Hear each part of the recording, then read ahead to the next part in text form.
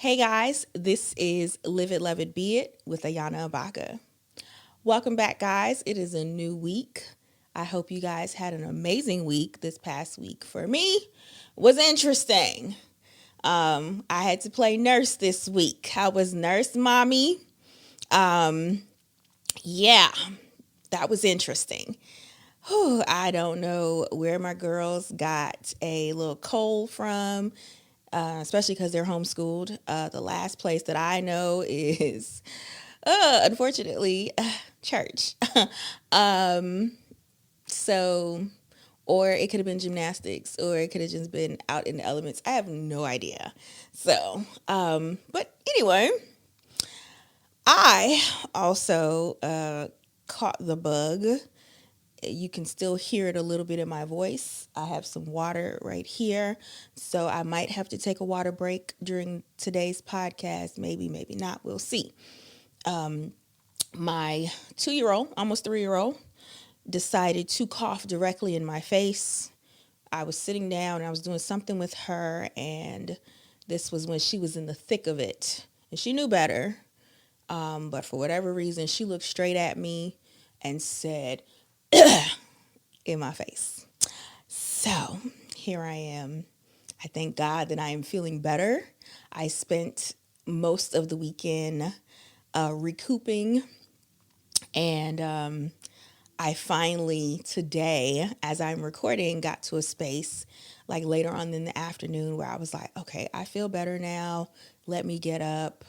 I can record, I can do things. So I thank God that I'm feeling better and I was able to record the podcast amongst other things that I've been doing during the day as the day of this podcast recording. So today I'm always excited about recording, but this particular topic I'm excited about. It is called survivor's remorse. And I wanted to talk about this topic anyway, but I didn't have a title at first until I was on either TikTok or Instagram and I saw a video of Mike Epps, the comedian Mike Epps. He was on a podcast. I forgot the name of the podcast, but he was on a podcast and he was talking about, the clip was talking about survivor's remorse. And he was talking about how back when he did All About the Benjamins, he was like heavy on drugs. And that was like the height of his career. Because I feel like before that was Next Friday and all of that. And he was really doing it. But he was on drugs and he had survivor's remorse because he made it out the hood. He made it out of his hood. He was doing good for himself and he felt guilty for his success. And another thing that made him feel guilty for his success was when he would go back to his neighborhood and instead of people celebrating him, people would be like, oh, well, you think you're better than me because you made it out.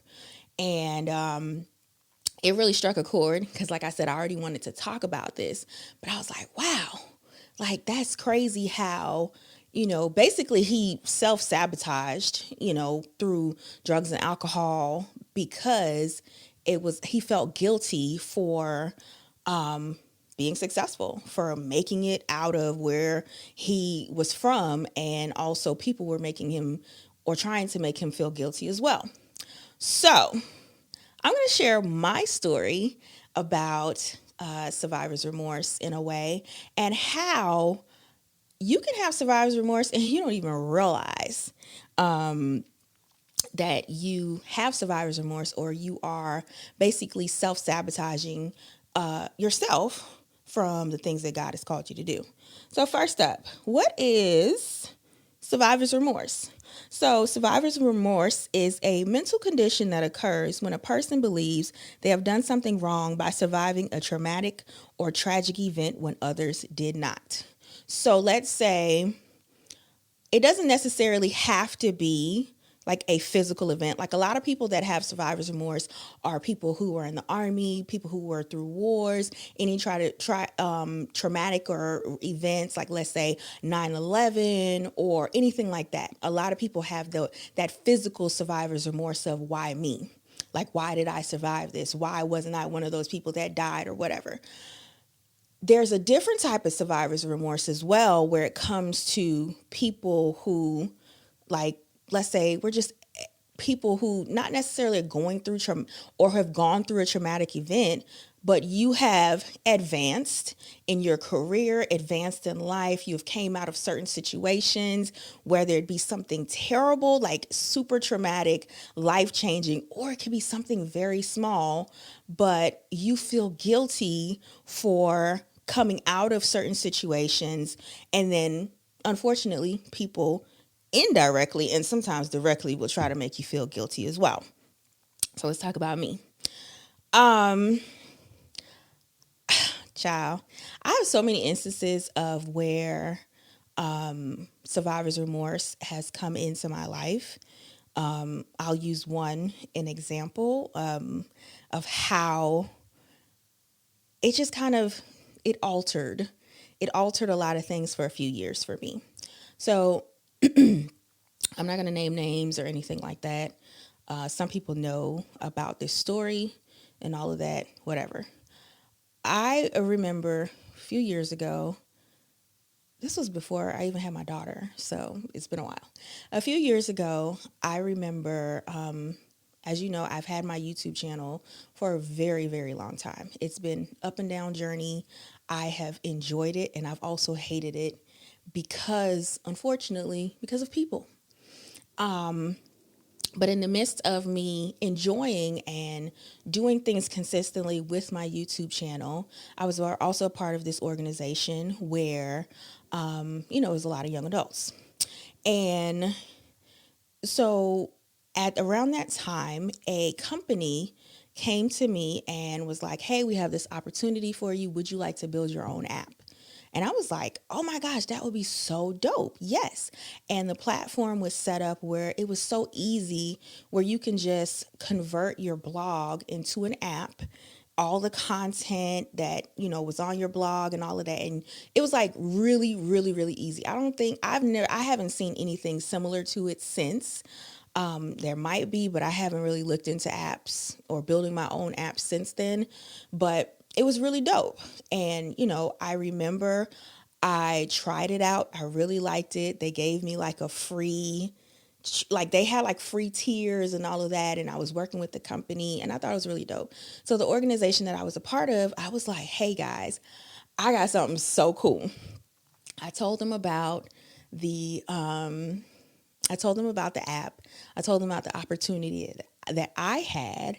And I was like, I think this would be really dope for our organization. So I'm going to try out the app first and see how it goes.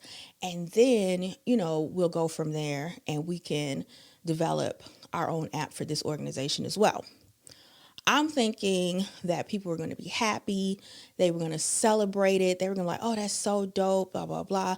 Because we were celebrating each other.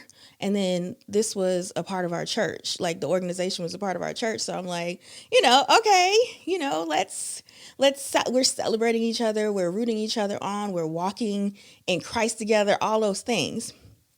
No, completely blew up in my face. I found out that one of the, I want to say ringleader in a way, went back and was telling, like ringleader of a group, not ringleader of the organization, because my husband and I were over the organization. But the ringleader of friends basically went back and was saying to other people that I was not focused on the organization, and it seems as though I'm just trying to advance myself and I'm more focused on my business, my blog, instead of them and the organization, and just basically flipping everything of what I was trying to do, because I'm one of those people where when I learn something, I am always excited to apply it to other areas of my life, including when it comes to my church, different things that I'm a part of. Like, if you know me, like the other podcasts that I was a part of, everything that I learned, outside through YouTube, whatever, I was always like, hey girls, let's do this, da da da da. And they would welcome it with open arms, like, oh yeah, let's do that, da da da da, all of those things. So if you know me, you know that like I am such an open book with things, and that's just how I am as a person. But this person flipped it, a few people flipped it really, and was just really trying to make it like, oh, they don't care about us. They just care about themselves. They're just trying to line their pockets. It got really weird. It was super weird. And just being honest, ultimately, it made me feel very guilty about advancing in my career and different things. And it was like, okay, well, Lord, am I not focusing on what I need to focus on? Am I focusing on too much of my business? Should I sacrifice what I'm doing personally and focus more on the organization, because that's what matters and we're impacting people's lives and blah, blah, blah. A whole bunch of just stupid stuff, like you can't do both. So ultimately, I started in a way feeling survivor's remorse, like not even realizing it. And that affected me when it came to the different areas of my life, when it came to my business, when it came to YouTube. I just got so tired because it seemed like every time I was moving forward, somebody had something to say. Somebody had something to say. Earlier on in our marriage, Sylvester had got me a car, and this is another instance, and he posted the picture of the car that I still have now, and now it's an older car, but at the time it was newer. He posted a picture of the car, and, it was like, then I saw like subliminal, this is back when Facebook was like, people still be on Facebook, but I'm in and out of Facebook. I just post little things and then out. Like I post more things like pertaining to the podcast and stuff like that.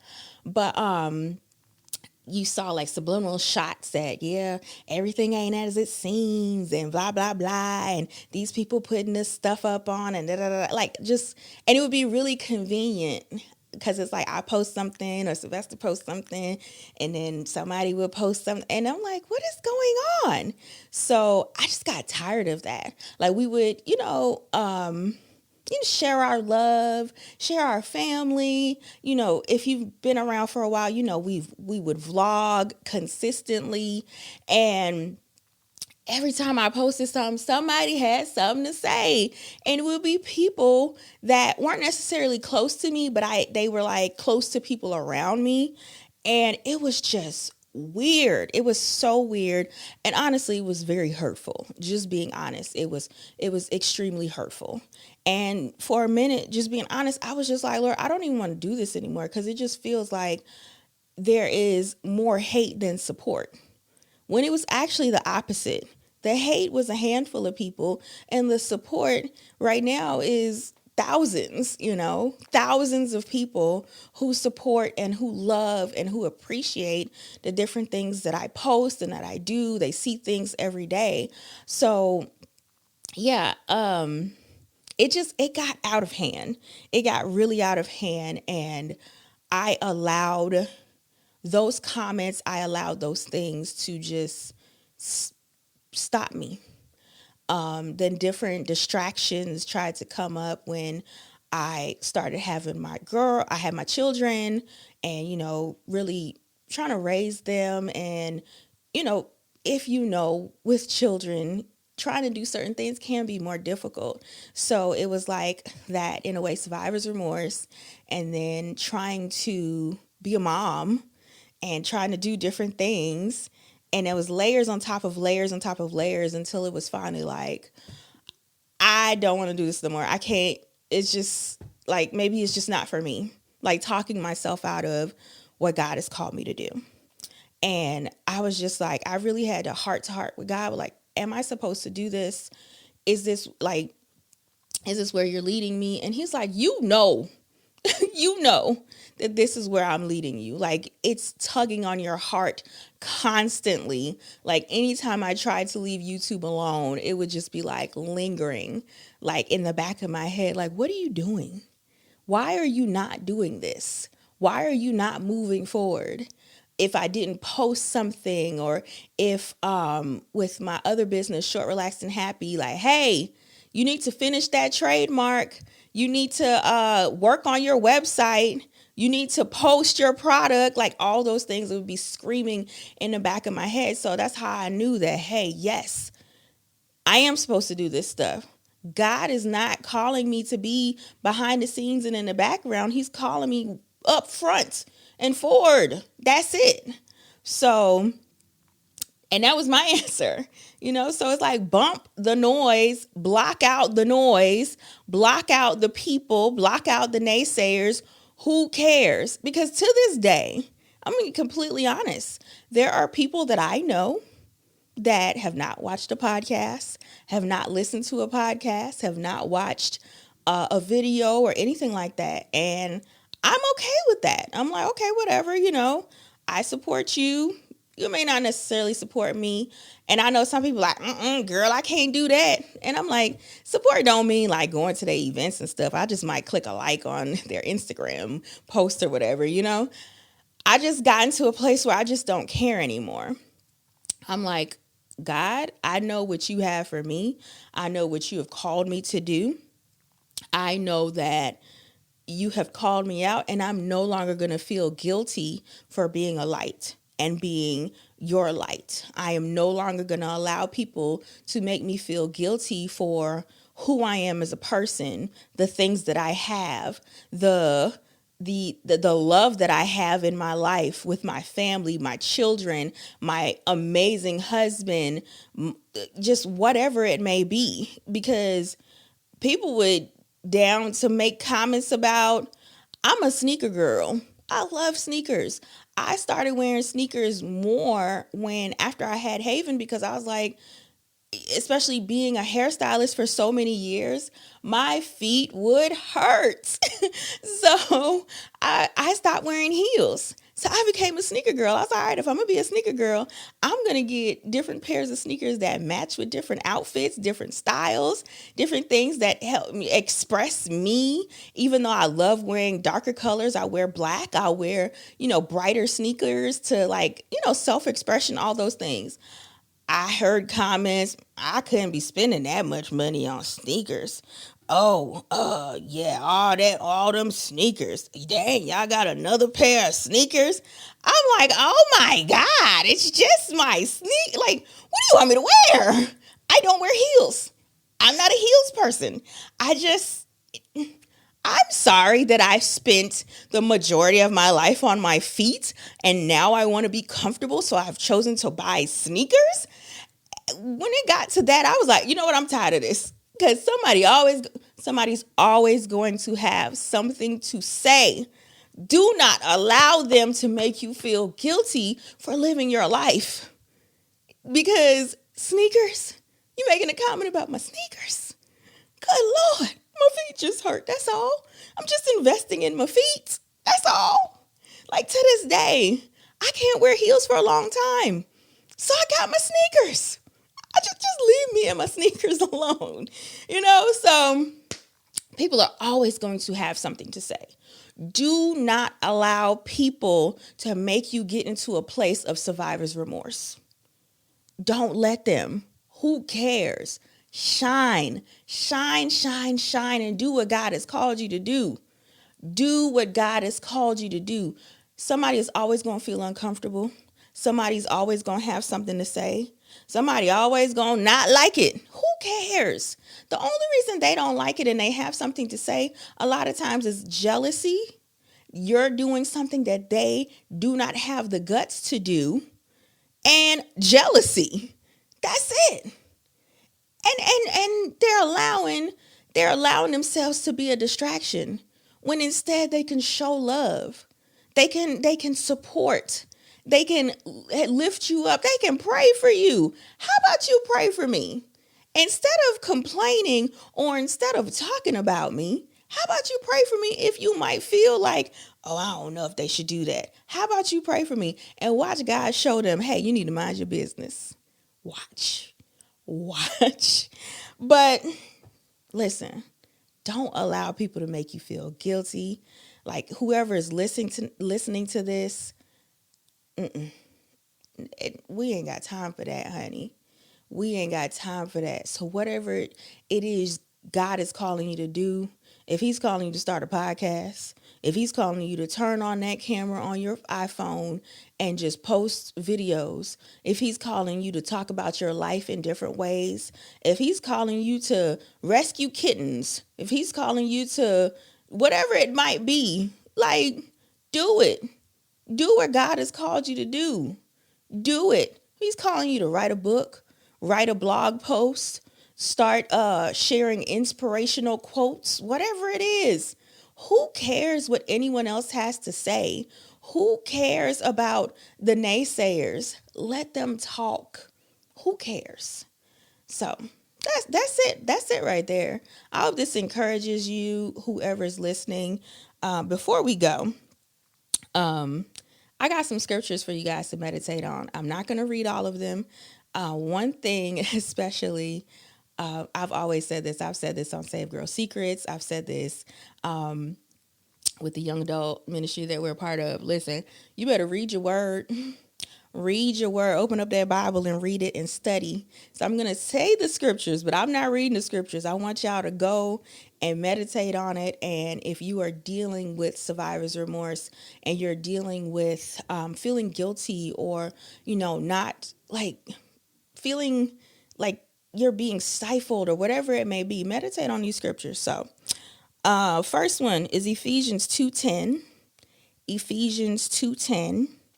The next one is Matthew 6:33. Matthew 6:33. Luke 12:31. Luke 12:31. Matthew 5:14. Matthew 5:14. And First Peter 2:9. First Peter 2:9. Read your word. Get into it. Meditate on it day and night so that you can be free, ultimately from people bondage, free from survivor's remorse, free from feeling guilty about doing what God has called you to do. Be free. There is freedom in him. There is freedom in him. And continue to meditate on it because there are always going to be distractions that are going to come up. So bind up those distractions and do what God has called you to do. I love y'all. If y'all have any questions, comments, whatever it may be, you can email me at hello@ayanaabakah.com. Hit me up on Instagram at LLB Everyday or I am Ayana Abakah. You can check out my website. Remember to like, comment, and subscribe. And I will see y'all in my next video or next podcast. Love y'all. Bye.